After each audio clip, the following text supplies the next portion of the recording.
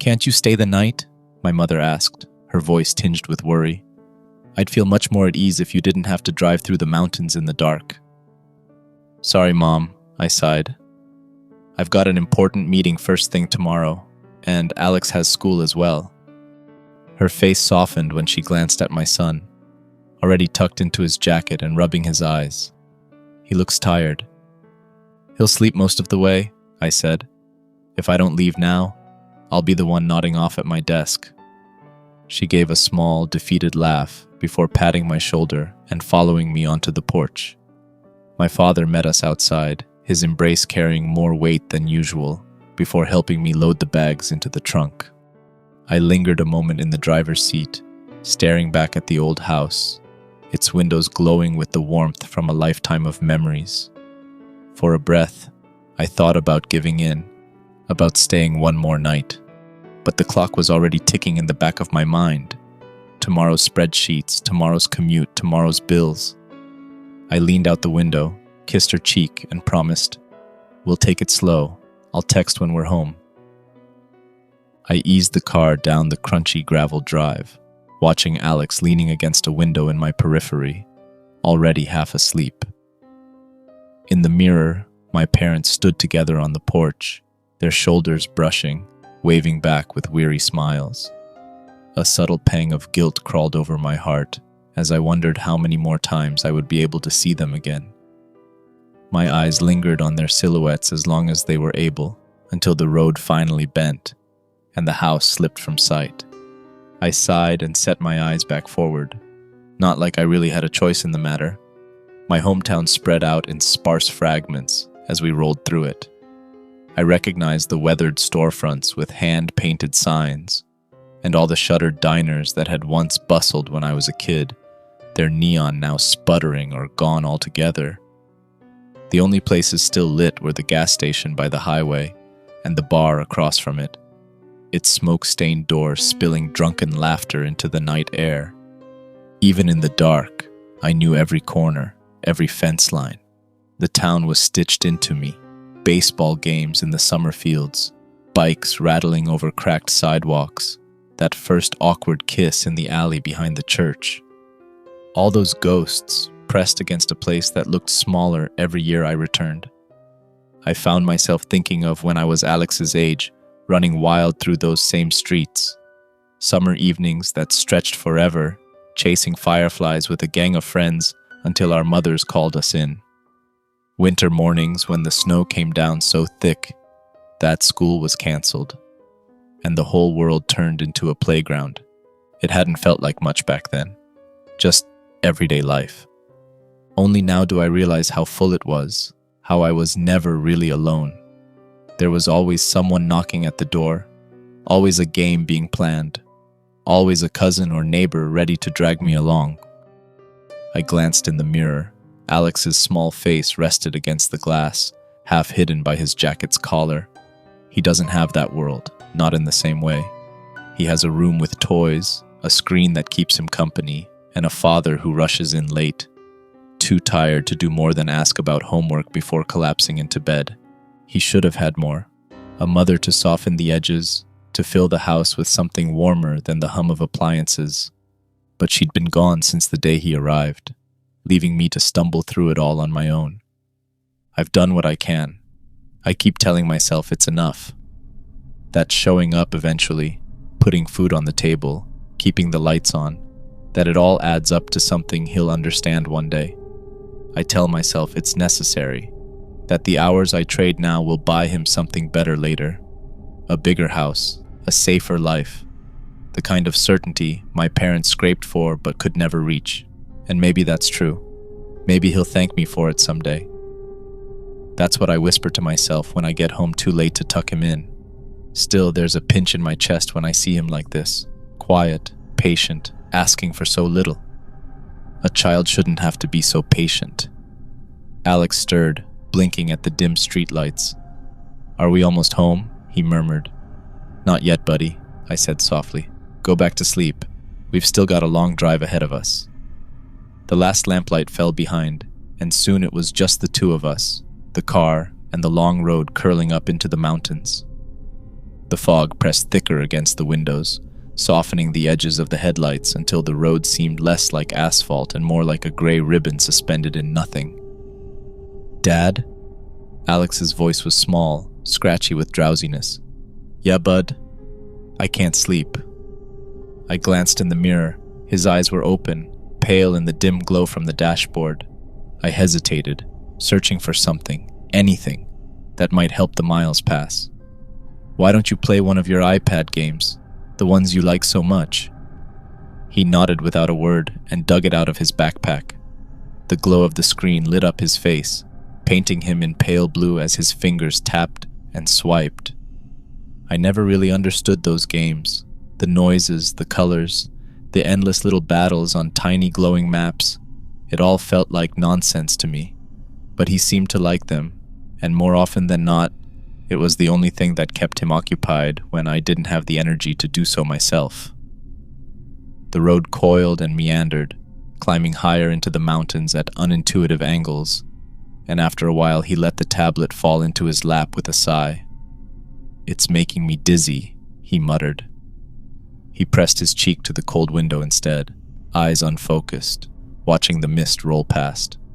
I tightened my grip on the wheel, lips pressed thin. Maybe I should have said something, offered to play some music or tell a story, anything, but the words never came. I guess that works too, I thought, and let the silence settle in. The forest pressed close on either side now, just a blur of trunks and branches caught between the rolls of fog. I let my mind wander again, as it always does on long drives. I thought about my own father, how he used to work himself raw at the mill and still somehow managed to make it home for dinner, to sit at the table with us every night. Maybe he wasn't always cheerful. Maybe he carried the day's weight in his silence, but he was always there. I wonder, I hope, sometimes if Alex will remember me that way. Always tired, always on the move, but trying.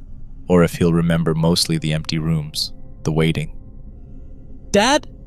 This time his voice cut through, sharper, urgent enough to jolt me back. I glanced in the mirror. "What's up, buddy?" The fog had thickened while I wasn't paying attention, billowing in pale sheets across the road and slipping between the trees like slow smoke. It made the headlights blur and halo, as though we were driving through water. Alex's eyes were wide now, no trace of sleep in them. He leaned closer to the glass, his breath feathering against it, mingling with the vapor outside until I couldn't tell where the inside ended and the night began. "There's someone," he whispered, "in the trees." A disturbance crept along my spine before I could stop it. For half a second I actually flicked my eyes toward the tree line, headlights carving only shifting fog and the blur of trunks. Nothing there, of course, just shadows and mist. I forced a quiet laugh, more for myself than for him. "You've got a wild imagination, bud. Out here it's just trees and more trees. Nobody's hanging around in the middle of the woods at this hour." Alex didn't move, still pressed close to the glass, watching something I couldn't see. "Maybe you're just tired," I added, softening my voice. "When I was your age, I used to think I saw things on long drives too. That's how your brain tricks you when it's fighting sleep." His breath lingered on the window, clouding the glass. He didn't answer right away. Alex stayed there for a long moment, eyes searching the blur of trunks sliding past, his breath dimming the glass. Then slowly he sat back against the seat. "Maybe you're right," he murmured, though it sounded more like surrender than agreement. "Of course I'm right," I said, forcing a smile into my voice. "Nothing out there but trees. You'll see plenty more of them in the morning, I promise." I let out a quiet breath, loosening my grip on the wheel. Kids get restless on long drives. I knew that. Their minds start filling the silence with shapes and shadows, anything to make the minutes pass faster. I remember doing it myself, watching the dark roll by and convincing myself there were faces in the hedgerows, ghosts hitchhiking at the roadside, just tricks of a bored brain. His eyelids fluttered, the fight draining from him as the rhythm of the car took over. Within minutes, his head lolled against the seatbelt, his breathing soft and even. I let out a breath I hadn't realized I was holding, and turned my eyes back to the road. The fog pressed closer still, thick enough now that the headlights seemed to dissolve into it after a few feet. The world outside felt muffled, distant, as though we were the only ones left awake in it. For a while there was only the hum of the tires and the faint rattle of the heater. I almost let myself believe the rest of the drive would be this way, quiet and uneventful. Then Alex stirred again. I caught his reflection in the rear view, his eyes wide open, blinking as though he'd never slept at all. He leaned forward slightly, peering through the side window. "Dad." His voice was low, careful. "He's still there." A prickle ran down my neck before he'd even finished speaking. I gripped the wheel tighter, blinking against the fog, which pressed thicker now, turning the road into a gray ribbon with no edges. The last thing I needed was another distraction. My eyes already burned from the drive, and now Alex was fixating on shadows. I cleared my throat. "Still there, huh?" I said lightly, though it came out thinner than I meant, more strained than amused. Alex nodded without looking away from the window. "All right," I went on, forcing a half smile he couldn't see. "If he's there, why don't you tell me what he looks like? Let's make a picture of him. Might help you get him out of your head." For a moment, Alex was silent, his breath clouding the glass. Then, very softly, he said, "He looks like a little tree." I forced out a laugh. "Sure you aren't just seeing a plain old tree, bud?" Alex shook his head. "No, he looks like a tree, but he has a head and shoulders and arms." He paused, eyes fixed on the window. "And he has eyes." "Eyes?" "Yeah, big glowy ones, kind of like an owl." A shiver worked its way down my arms. I forced myself to glance at the trees anyway, eyes darting between the trunks.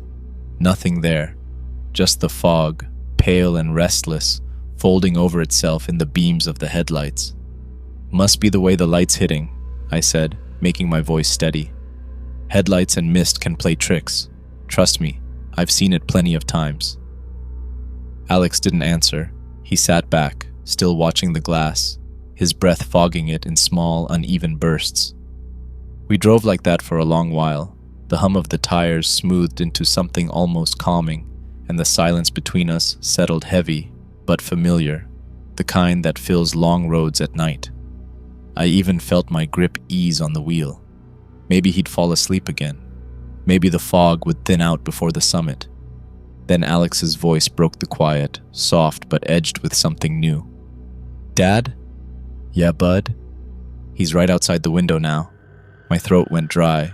I flicked my eyes toward him, but saw only the fog pressing close, the forest swallowed in pale gray. Alex leaned toward the glass, squinting.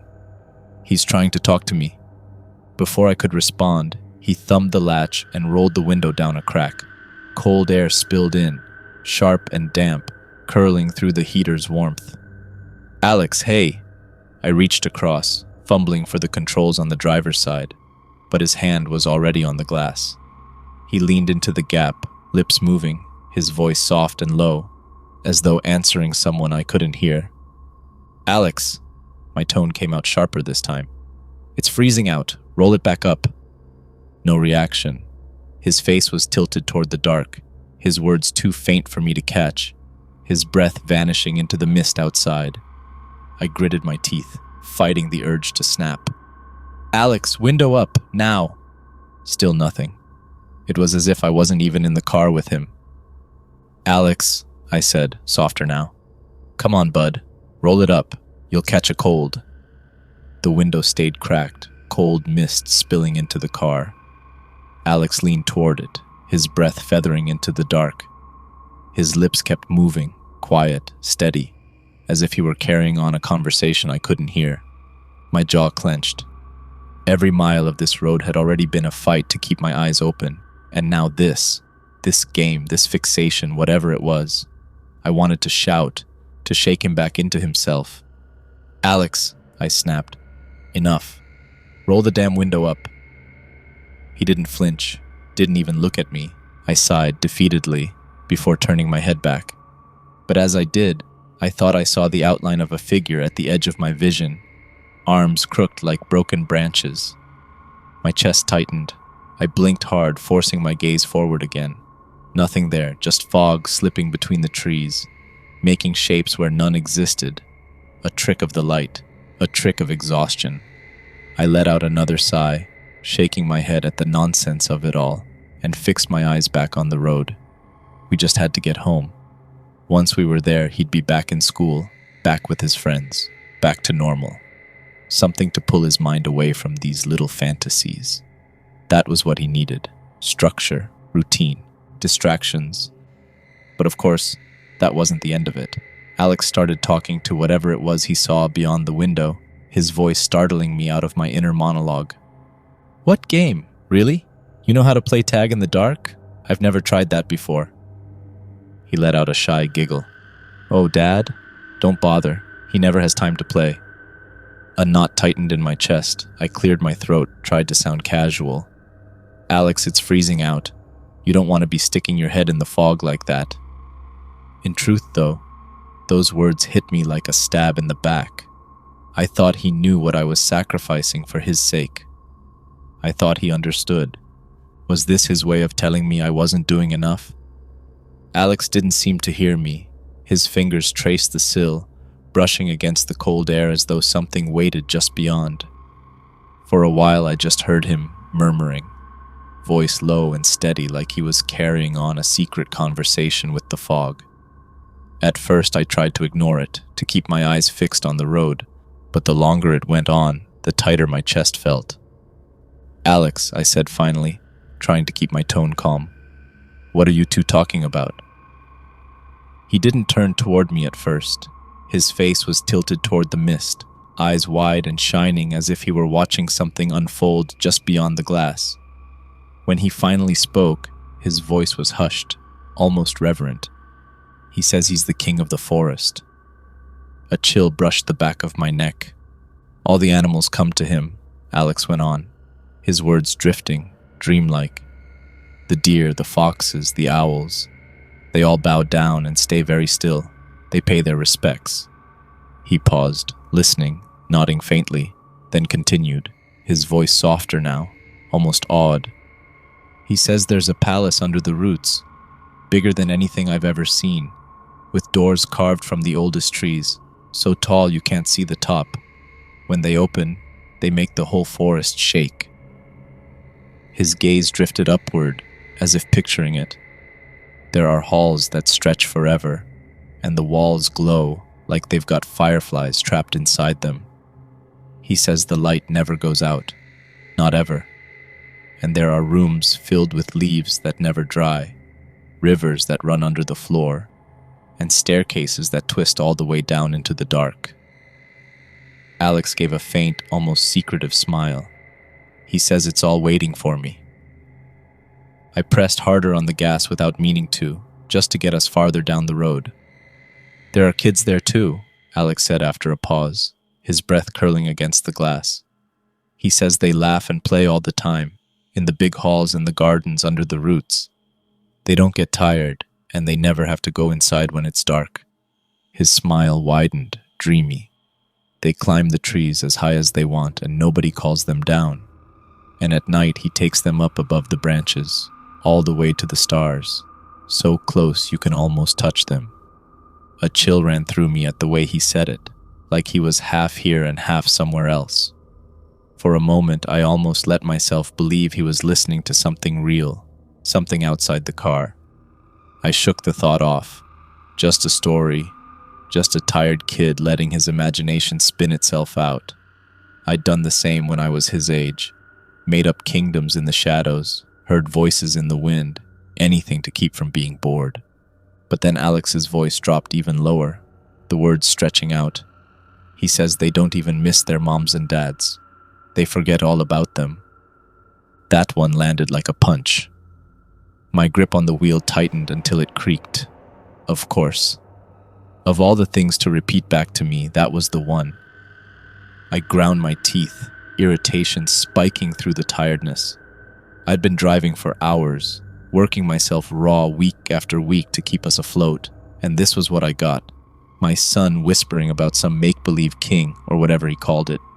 who promised him a better deal, a bedtime story designed to cut right where it hurt. Alex leaned closer to the crack in the window, his voice soft, lilting. He says he'll always be around to play, even when it's late, even if he's tired after a long day of ruling the forest. He says he doesn't mind telling stories every night, long ones that go on until you fall asleep. He says he has all the time in the world, just for me and the other kids. And he says, Alex smiled faintly, eyes half closed, he'll always love me, more than anything. He says he'll never be too busy, never too tired.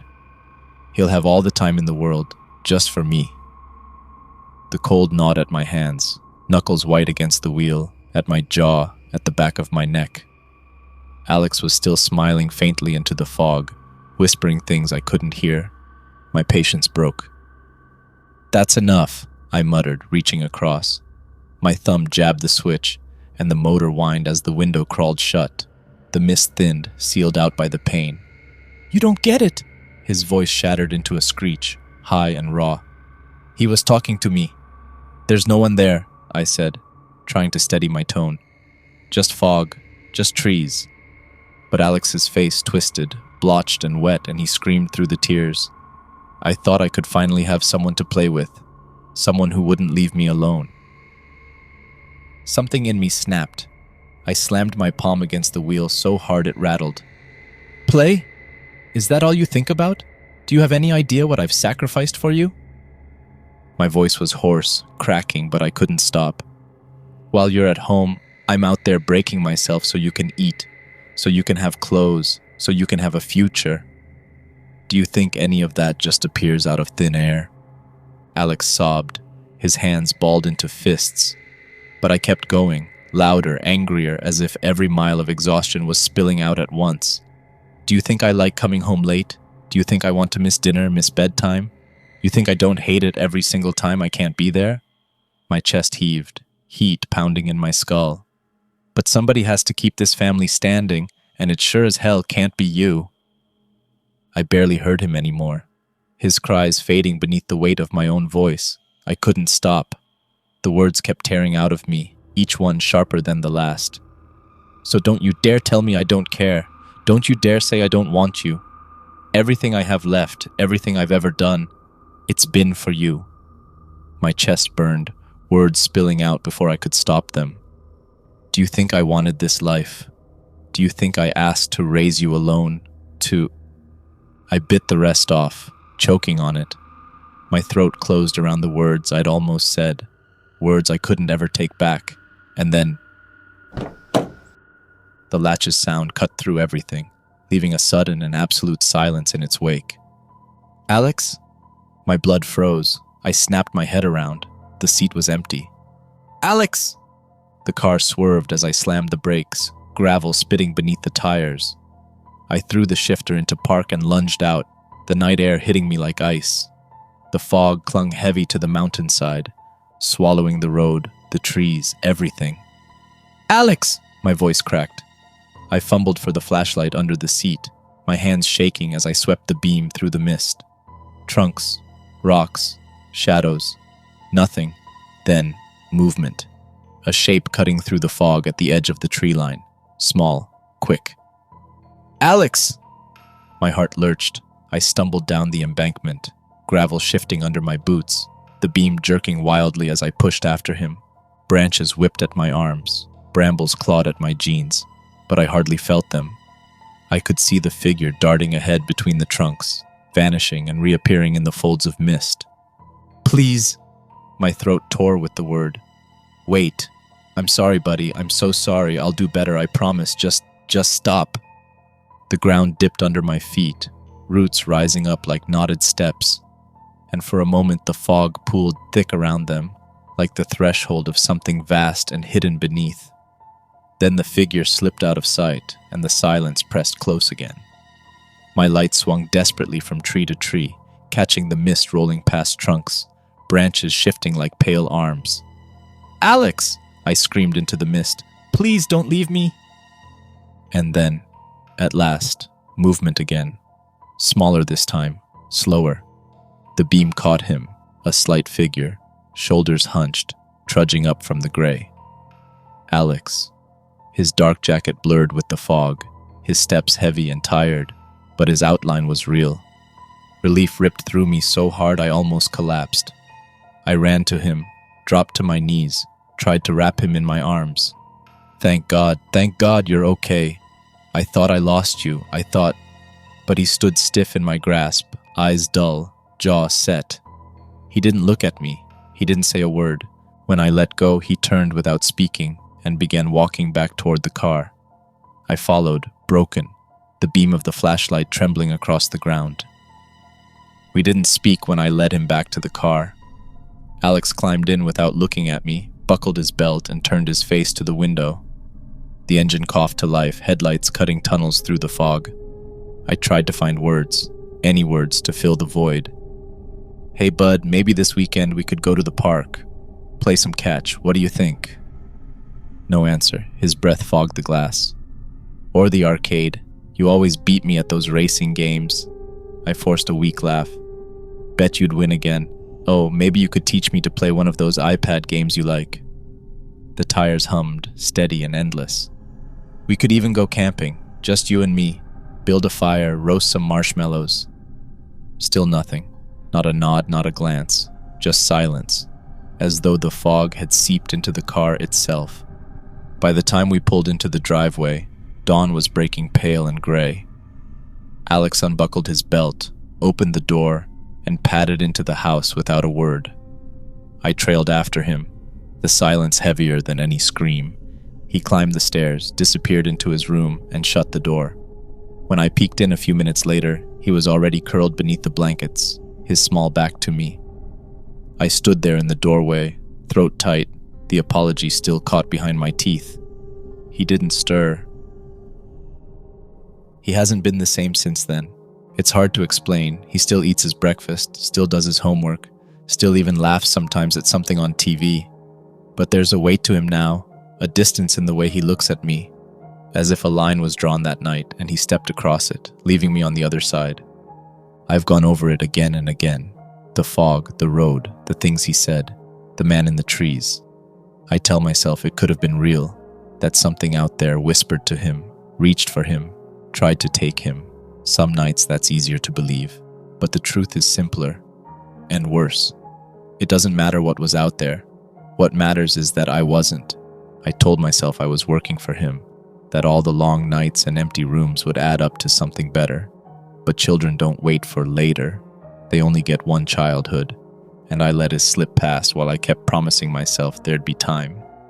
If the fog took anything from my son that night, it only carried off what I had already let slip away. And now when I look at him, I see only what's missing. I see the patience that shouldn't have been asked of him, the quiet where joy used to live. He still sits across from me, still answers when I speak, but it feels like he's further away with every passing year. Sometimes I try to tell myself there's still time, that maybe I can reach him somehow. But when I meet his eyes, I don't see a child waiting anymore. Only the silence he left behind. And every so often, when the nights are very still, I catch him staring out the window as if listening for something I can't hear.